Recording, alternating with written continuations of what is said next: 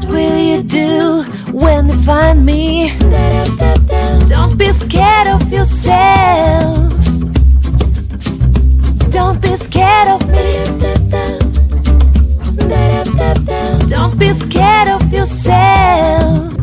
Hi, I'm Dawn. And I'm Ashley. We would like to welcome you to the Work It, You Are Worth It podcast, where a couple of friends sit around and discuss healing, growth, and healthy relationships.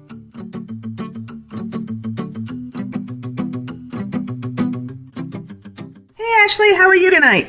I'm wonderful. How are you, Dawn? I am doing well. How was your week?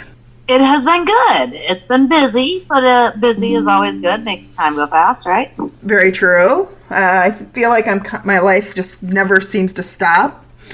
It's kind of weird. Just like it goes fast, and it's good that it's moving along. But man, sometimes I wish it would slow down for just a minute. I know that's right. So, anything notable this week you want to talk about? Otherwise, I don't have anything really that happened. I spent most of my week working, so definitely don't want to talk about work. But I do. No. Okay. No? Okay. So I want to kind of pick up. We talked last week. We kind of ended the podcast with kind of alluding to gratitude. So you were saying that through your recovery, you have found that you have taken on a new perspective of your previous situations in your life. And through that, you have found gratitude. Kind of how I want to start today is understanding what you kind of meant with that. I know for me what that means. I understand that I have gained gratitude by finding the awareness of what has happened. And so I would just love to hear and have you elaborate a little bit more on that. The gratitude that my recovery has given me, and when I say recovery, I really mean self-awareness, being able to be aware of what I'm doing, why I'm doing it, and what I can do differently if I need to do something differently or if I want to do something different. What that awareness, the way that has given me gratitude is, for instance, for a long time, I was just really angry at my mom.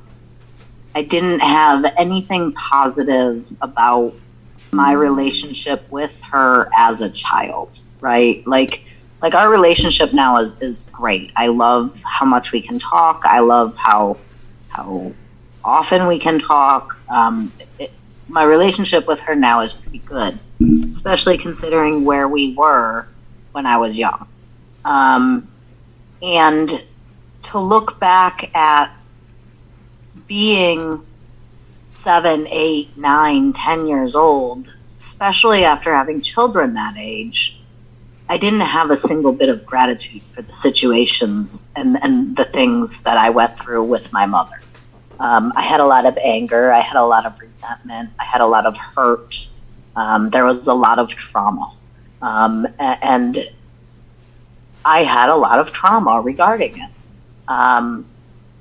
Because of the work that I have done in my recovery, because of the awareness, because of the self-inventory and the amends and the self-accountability, I can now look back and where I used to say, right, even 15 years ago, before I had any growth or recovery, I was just a very young adult trying to do my best every day. Even then, I used to say all the time, I am who I am because of what I went through.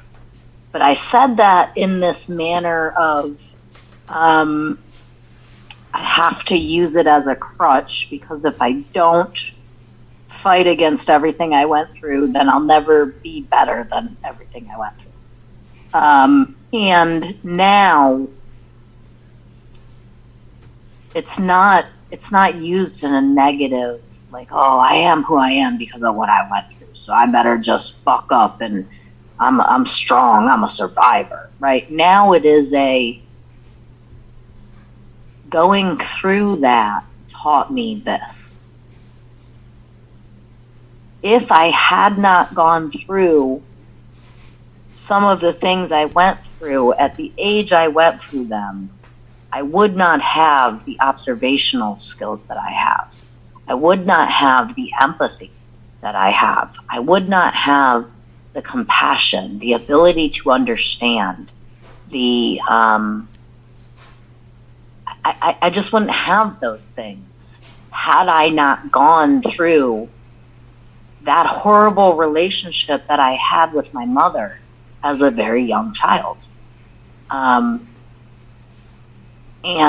while I have not fully worked through that entire thing, I have enough to where I can now look at that situation and say, I am grateful for the knowledge that I gained from it. I am grateful for the tools I gained from it. I am grateful for the strength that I gained from it. And had it never happened, I would not have those things. Not that I am grateful it happened, because I'm still, right, I don't know that I'll ever be able to really say, oh, I'm grateful that stuff happened. But I am grateful for all of the things I have acquired because of all that bad stuff. So I have a question for you, and I am a few years into recovery, a little further than you are. And when you and I started talking, that was one of the early things that I asked you, and we talked about. And I would ask you, what can you be grateful for in this situation? And I would push you to be grateful and find the gratitude in these situations. What did you think when I said that? Oh, I thought you were crazy. I thought that, right, I thought the logical, right, the same, right, because my mom spent years in mental health. I went to therapy as a child, right, I always heard that you are who you are because of what you went through, right, so when I heard you say, what can you be grateful from that, the first thing that I thought, well, I know logically what you want me to say, right, I knew what you were wanting to hear, but at the same time, wanting to connect emotionally with that logical part of it, my emotional answer is what I responded with, right? So for me, there's two portions of this, right? There's the knowledge, right? I go to school and I learn that poetry is where paragraphs or rhymes or words rhyme, paragraphs or words rhyme. And that doesn't mean I become a poet because I learned poetry. So when you first asked me that question, I had learned about gratitude for situations. I had learned about being who I am because of what I went through, right? It creates us. But I wasn't becoming the poet. I wasn't living, I wasn't feeling what I was learning. I wasn't feeling what I knew. And because of the work that we have done together throughout these last couple of years, I'm not sure when it happened or where it happened, but now I do genuinely feel it. I don't just know it to be true. I am genuinely grateful. And there's more to it, right? Because it actually just came about this past week where I was able to truly be grateful. So last week, we also talked a little bit about the abandonment. And that really set me to thinking about other perspectives. And in thinking about those other perspectives, I began thinking about my mom and some of the things that she went through as a child and who she grew to become. And I pull myself back to when I was my children's age, right? When I was 8, my mom was like 28 or 29. She was just barely into adulthood herself, right? And she went through some crazy, intense things I could never imagine. And so that perspective switch, which again, our work together was able to give me to where I can see the amount of effort and work that she has done to heal herself and where she has come from versus where she is. When years ago, I was so wrapped up in my own victimization and I was so wrapped up in what she did to me and my resentment, my anger, that I just could not possibly have any gratitude for all the work that she put in and just how bad it could have been, right? Like, had she not grown the amount that she did grow, the life I could have had, how bad it could have been for, right, her oldest daughter living in the same exact situation that she grew up in. And I think about that, and I thank God, I thank higher power for the growth that she had and the awareness that she had. And I've never said this out loud until literally right now. So, yeah, I don't know, the appreciation for the growth that she did have is gratitude on a whole new level that I really just haven't had a lot of time to feel and process yet. So, and you're right, this is not something you have said before. And so we've talked about being behind the scenes of our sponsee calls. So this is what they're getting right now, because it just evolved into that. What are you thinking right now? Like, to have that realization, to actually like feel that. There's a couple of things. Okay. Yeah, no, there's a couple of things that I'm feeling and thinking. One of them is there's some guilt and some shame. Why? There's some guilt and some shame because I held her to a higher standard because she's my mom, and damn it, she should have known better, right? Because moms are these people who are just supposed to know these things, right? I'm a mom, you're a mom. Yeah. I'm sure most of the people, women listening, right? Maybe not moms, I don't know. But if you're a mom, if you have a mom, they're just supposed to know things. They're supposed to be there when I'm scared and just know that I'm scared and know what I need to comfort me and how to do it and what to do and what I need to eat. And like, moms just know. But and your mom, right, you're looking, not only do we look at our moms to do that, don't we hold ourselves to that standard? We're just supposed to know. I don't know about you, but I've literally been winging motherhood. Like, I'm literally my entire life faking it until I got through the situation. Like, I think I'm finally doing pretty good with my youngest, but shoot, I've had 2 times to mess up and learn. But that doesn't mean you're not going to mess up again with her. I mean, right? It's not going to be probably to the extreme that we did with our first ones, but we're human. Right. Well, and right, like, so that's one of my first feelings and thoughts about this is guilt, because I really held my mother to this higher standard, and I was really angry and really resentful for a really long time because I just couldn't let go of, how could she do that to me? Why didn't she do better? And I was unable, not that I was unwilling, but I was actually unable to look past my own crap to see what she did do, where she came from, and where she ended up. And the second thing that I'm feeling is pride. Pride in my mom, pride in myself, pride in the women of my family for breaking these ancestral generational curses, these things that have been passed down from generation to generation, traumas, I don't, whatever you want to call them, right? God, how many she broke. And I didn't give her the credit for that. I never, until this very moment, sitting here talking about this and the last couple days of thinking about this, I never gave her the credit. And actually, Dawn, your words last week kind of spurred it, because you said something that I really got to thinking about. We were talking about her and my sister or my brother or something. Actually, it was a couple weeks ago. We were talking about my nephew's birthday party. And I was listening to that podcast released this week. So I was listening to that. And one of the things that we had said was she hadn't done the work for the growth. So why would I expect anything different? And in that situation, you're 100% correct. We were 100% correct. But it got me to thinking about all of the other situations and all of the other work that she has done.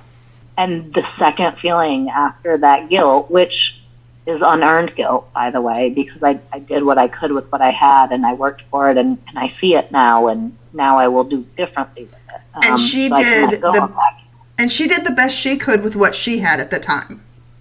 Right. There's no difference. That was the other part of it, right? And pride for the growth, right? Because God, I can't imagine the work that she had to do to face the demons that she faced. One of the I faced my own. One of the conversations that you and I had, it's been a year ago now, we were talking about the situation with your mother growing up, and I will never forget this conversation. It's one of those things that's just stamped on my brain, and we're not going into the details of your mother's story because that's her story to tell. But I remember when you told me everything that you found out, and I said to you, what would you have done with that? With everything, the extent of what she went through? I would have died. Right? The strength. I literally would have died. The strength she found in that? Yeah. And to then become who she is today, right? It's so hard with the people that we love the most to let go of who they were and see them for who they are. And that's what I expect them to do for me. I need to be willing to do the same for them. Gratitude has brought all of this about them. Yes. If I didn't find a way to be grateful for what I gained, then I would have never found a way to examine these things. I would have never found a way to explore these thoughts, because without the gratitude, there was nothing but fear and anger. And like, I would get to a point of exploring these thoughts and I would literally have a panic attack. And then I would back away from them. Right. And then I'd come back to explore them again and have another panic attack and back away until I was able to find the gratitude. And hearing us talk this week on the podcast about how she hadn't grown brought that gratitude through, because it allowed me to go, well, wait a minute, let me flip that perspective and see just how much growth there truly has been, which then allowed the pride to come in. I'm really proud of you, because one thing you have done over the last year and a half is, you know, when you see a horse being pulled, pulling a carriage, and they have the blinders on, the side things, so they can't see what's on, right, can't distract them. You have taken those off. And I did the same thing. I was very tunnel vision early in my journey, because I didn't know anything else. And that's what I've seen you do. Like, I've heard you do this. Thank you. And it takes a lot to be able to look at the one person that, and you said it earlier, that we basically put on a pedestal that should be perfect, our mothers, and to look at her and see she's just human.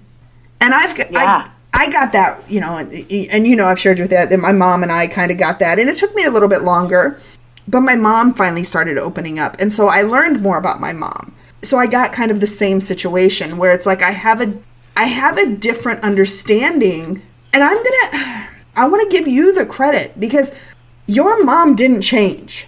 In the last year and a half, your mom really didn't change, but you changed. You are doing things differently. Your awareness, your understanding of her, your thought process. That's true. That's what's changed. So we can be as proud of our mothers, we can be as proud of our kids as we want to be. Our spouses, significant others, whatever you want to say for the work they've done. But at the end of the day, we have to put ourselves first, because we're the ones that did the work.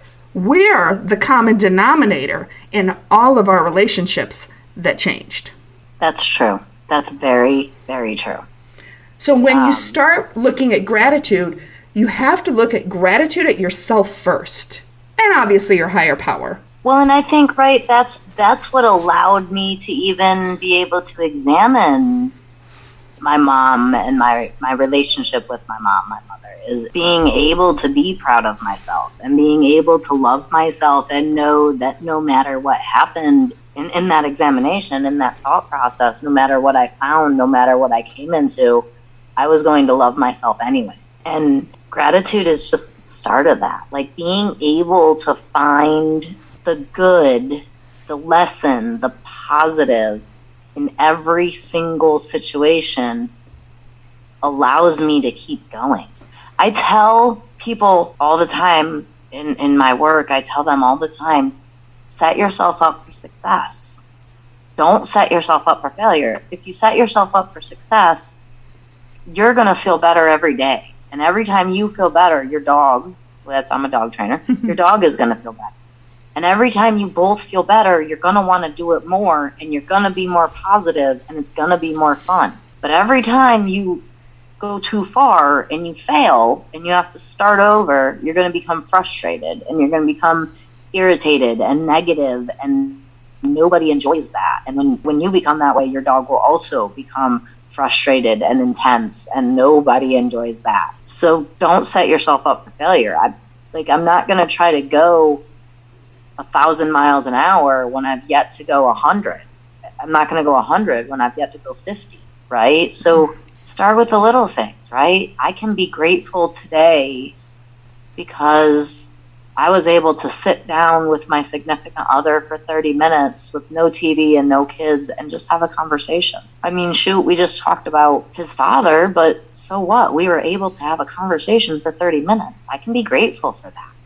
And maybe that's all I can be grateful for today. Maybe that's the only thing I can be grateful for.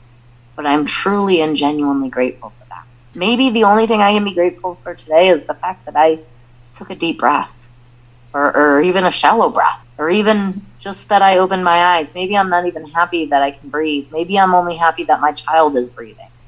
Okay, let me be grateful for that. Whatever it is that I can find to be grateful, I grab onto that little tiny nugget, and the more I grab it, the bigger it gets. I was, when you were talking just now, I hear so many people beat themselves up and struggle, get to that point in recovery, and they start struggling with, I just didn't have it. I'm like, it's kind of like I lost the motivation. I've lost the, that I had early on. Because early on, right, it's new, it's exciting, it's fresh. And then you get to a point where the hard stuff starts really coming in. And when we have to start looking at ourselves and being honest with ourselves, it gets really hard. It gets real quick.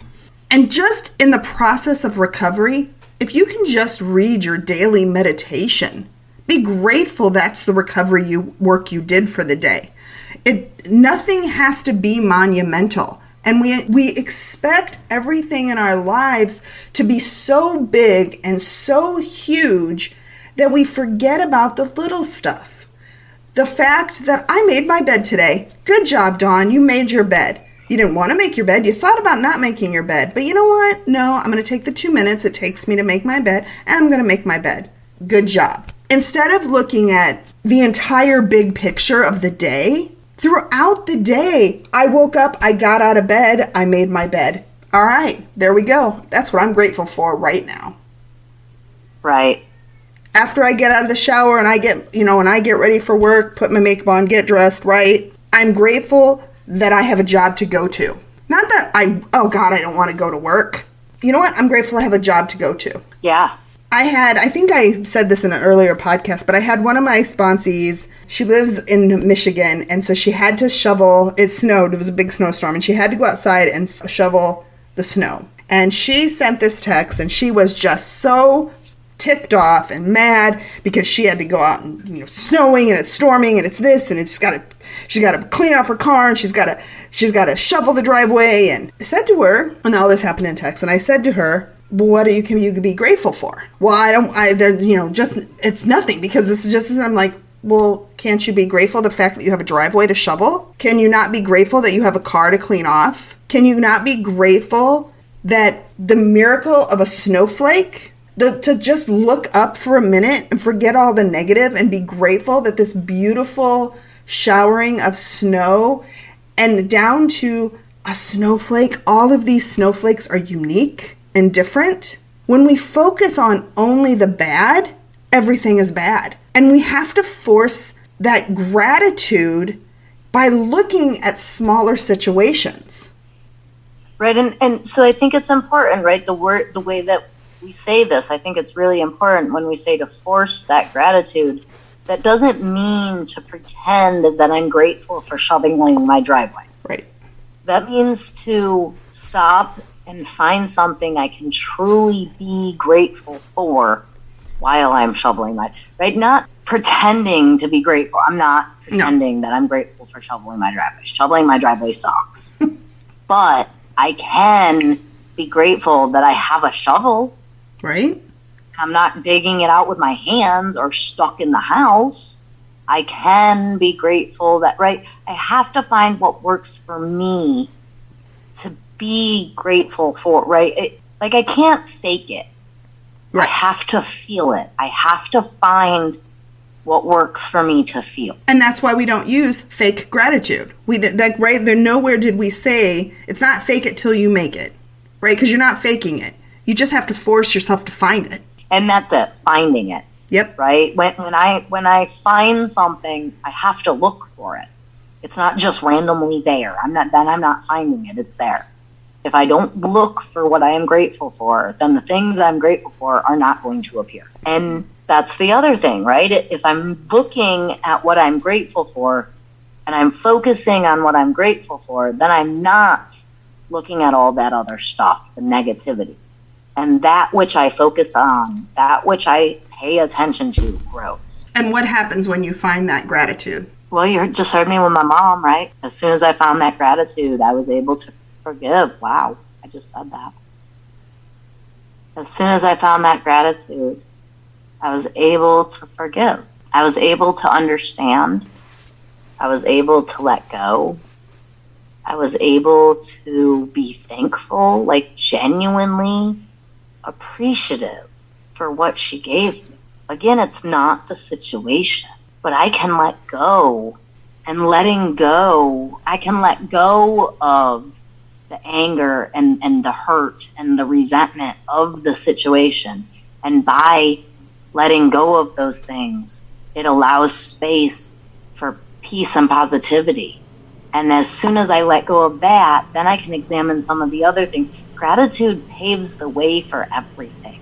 It's funny, when you said tonight that you wanted to talk about gratitude, I was not feeling it. Right? I was like, well, I don't know how I'm going to do that tonight. I almost asked to change the subject.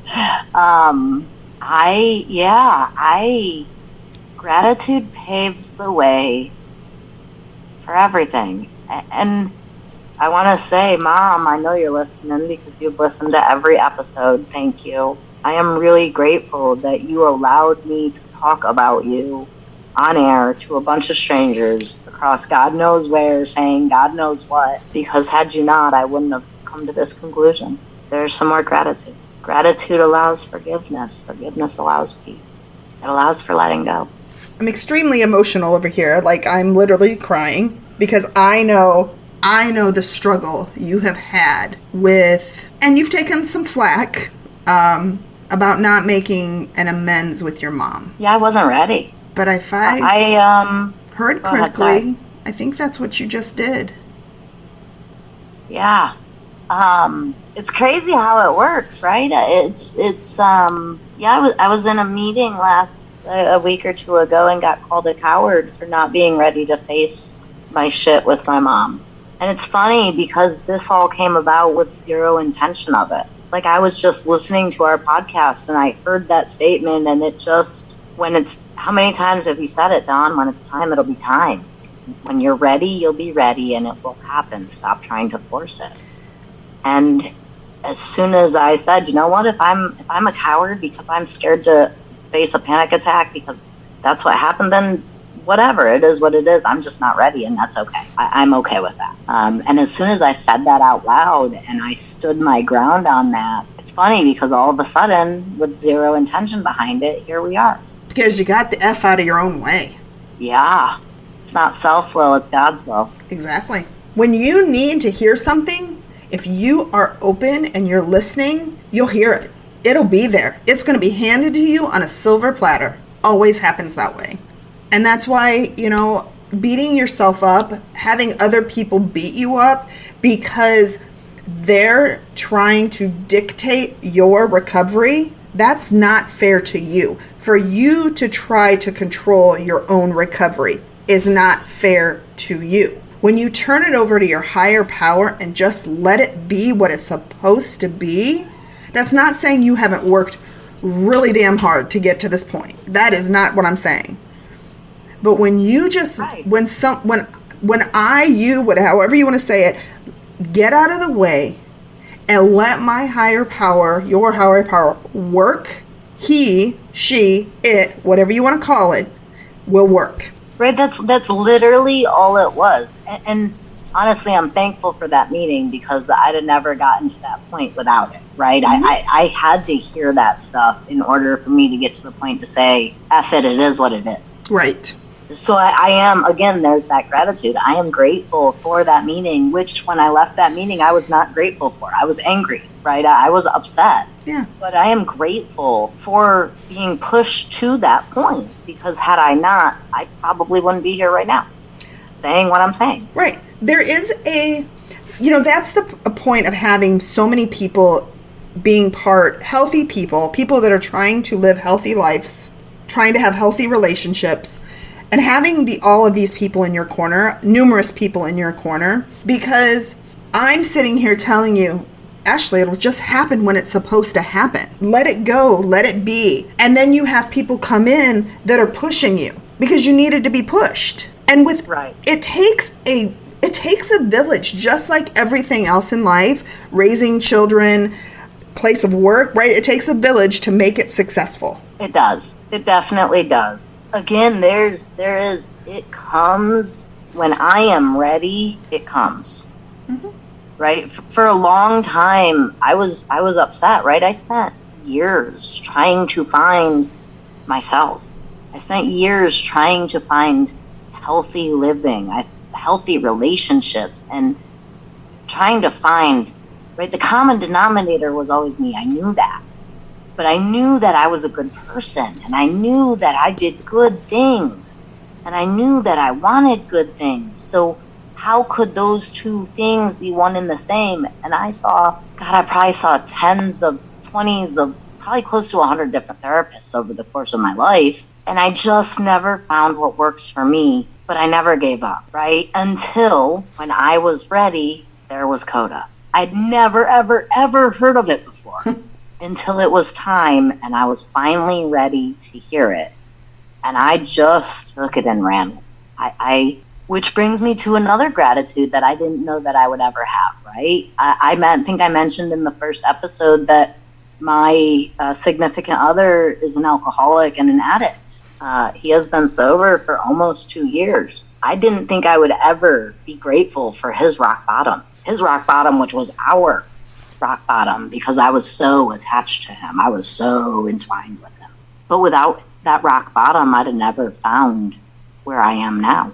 And that's a genuine, authentic, yes, it was a horrible situation. And yes, some things happened that were really bad. And there was anger and hurt. And I, for a very long time, didn't ever think that there was anything to be grateful for from his using.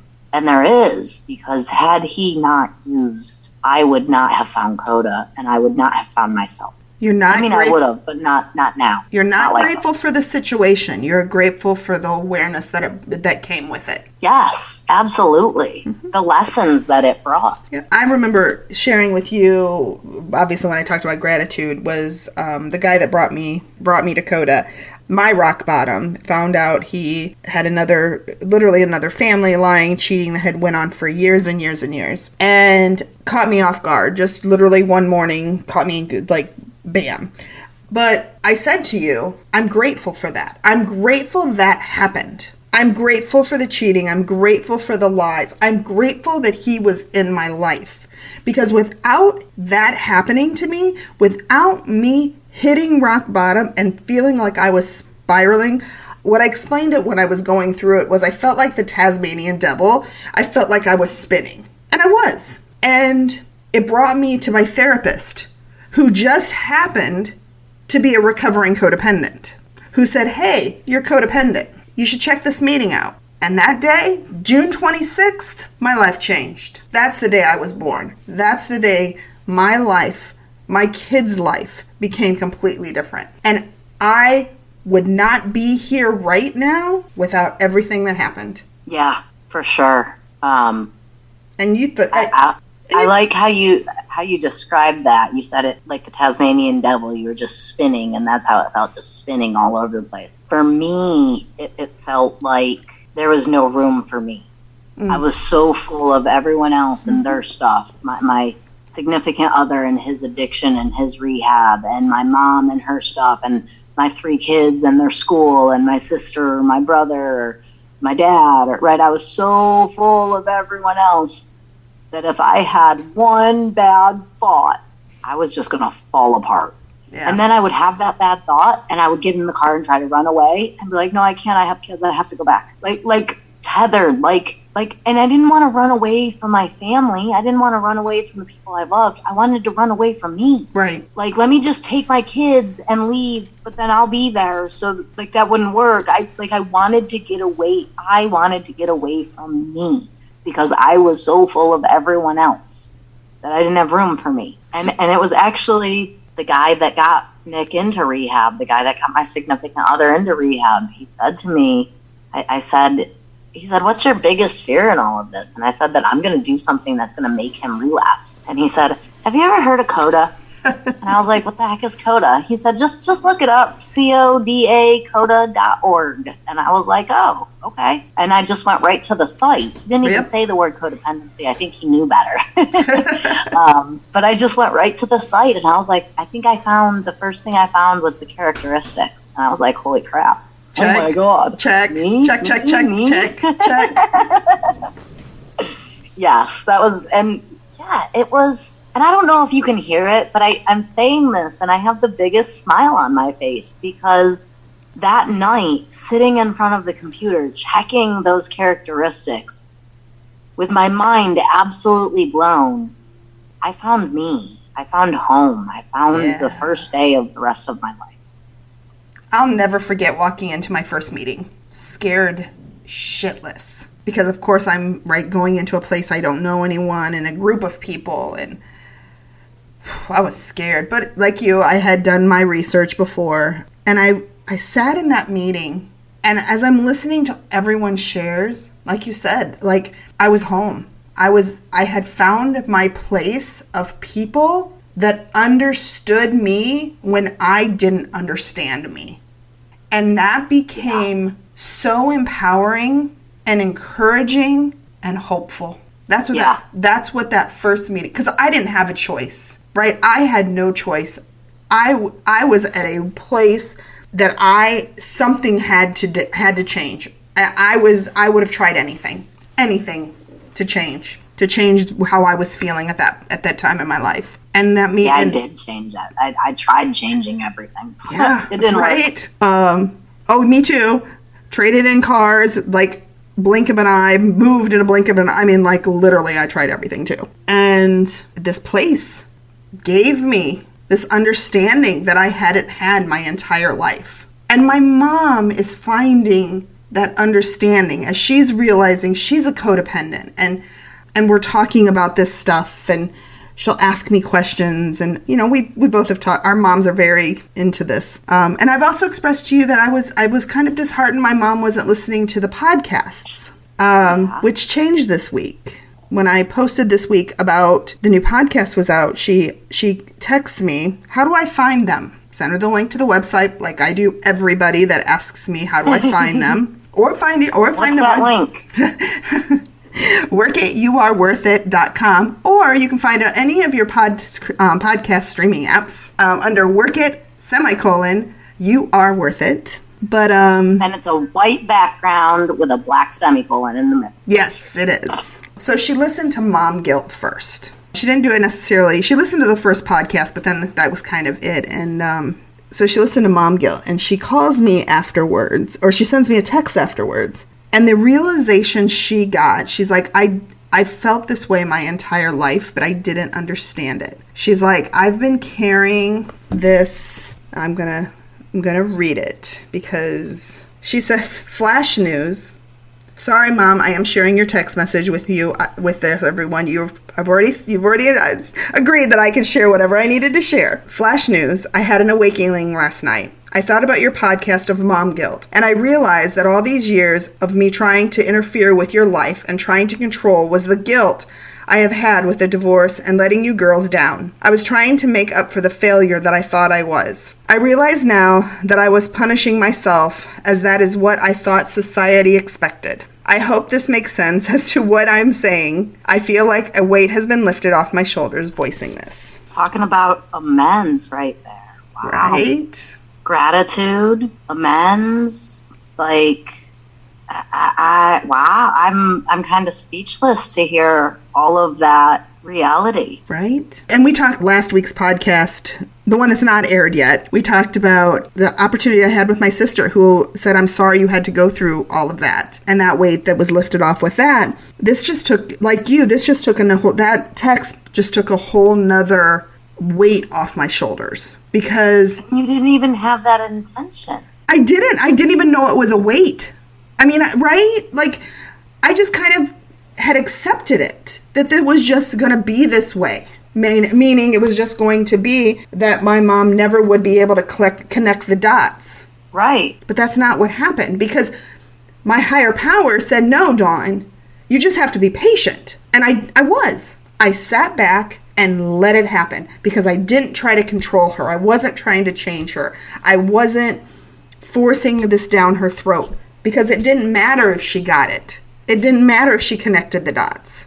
Because you weren't doing it for her. Exactly. You're doing it for you.